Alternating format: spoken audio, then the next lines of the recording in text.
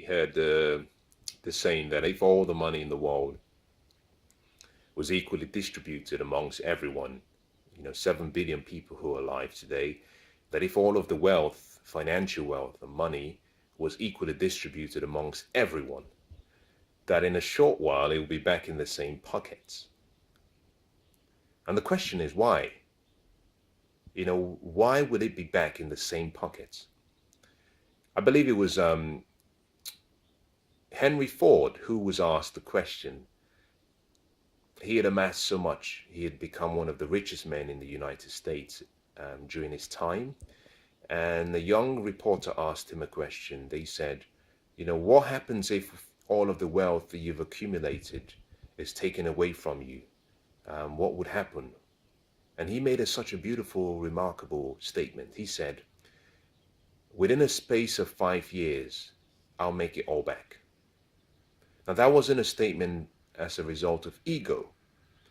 He made that statement because he knew something that the reporter didn't know.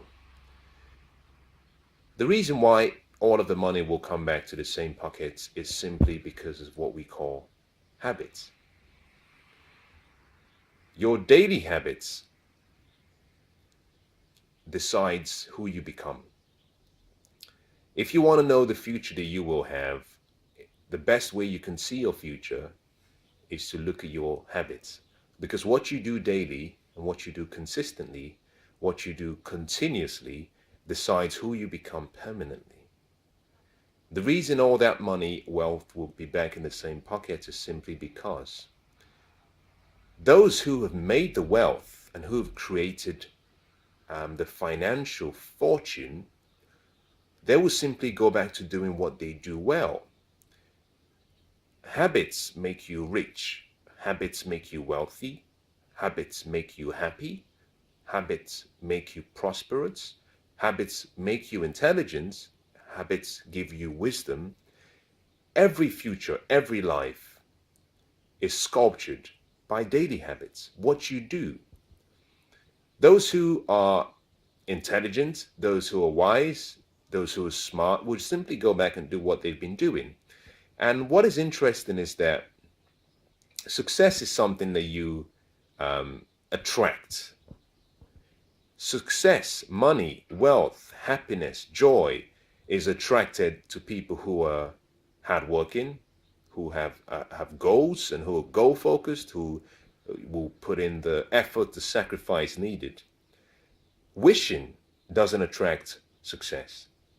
Doing, and doing it smartly, is what attracts success. So all of the money will be back. Those who are poor will become poor again. And I say that not because there's something to be happy about. It's simply that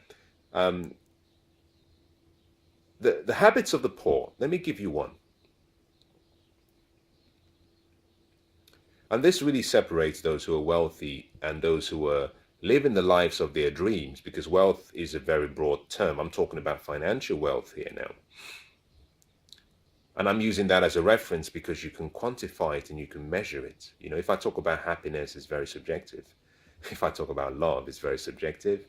If I talk about joy and peace, it's all subjective. You can't measure any two because those are all what I call arts of fulfillment. It's expressed differently for different people.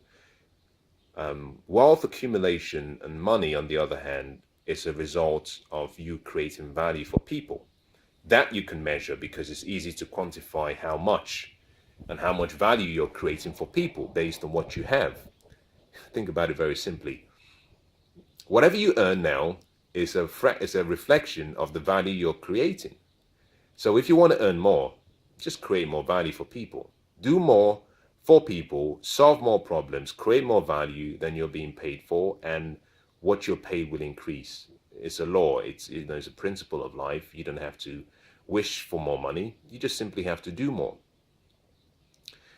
One of the habits of the poor, measured economically, is the poor people tend to spend all they make,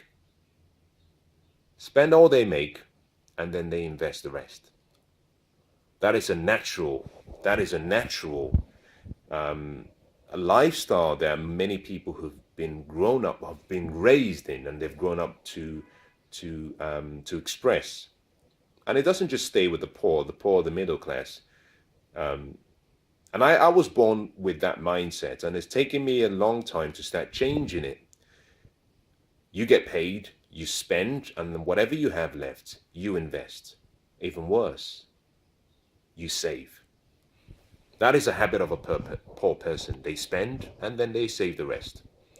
The wealthy, on the other hand, understand the difference between saving and investing. So the wealthy people invest first and then they spend what's left, but they spend wisely because they understand the importance of time and the fact that time is the only and true raw material for everything you want in life. So they're very cautious about how they spend, and they want it to have value or create value. But the most important thing they do is they invest. They invest in themselves, in their mind. They invest in their future. They invest their finances to have it multiply. They don't really focus on saving. So all the money in the world will be back in the same pockets if it was equally distributed, simply because all of us will simply go back to doing what we do. Our habits will decide whether we keep, whether we multiply, whether we leverage, or whether we lose the money. To change your life, you simply have to change your habits. Decide the future you want. Study that future. Find out those who are living that future that you want. Find out the habits they have. Because success leaves clues. When you've discovered the habits they have, your responsibility is simply to start practicing, discipline yourself to develop those habits by living those habits every day. If you do that for about 100 days consistently without fail, then those habits become almost sealed into your subconscious mind. It's almost impossible to break it. And once that happens, you'll find that if you think the way successful people do, if you take actions and you do what they do, you get the same results. There's no mystery. There's no miracle. You don't have to sit under a waterfall and rub a few, rocks or, crystal balls. It's just the law of life. Think the way they do what they do, you get the same results. The best way to describe this is if you just think about,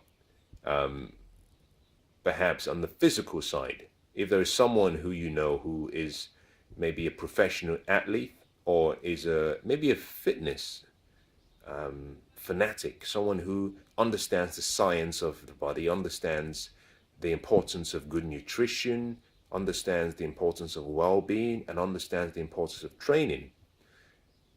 If you were to think the way they think and you were to train as hard as they do, with time, you get the same level of results unique to your particular body type and your particular metabolism and your particular person.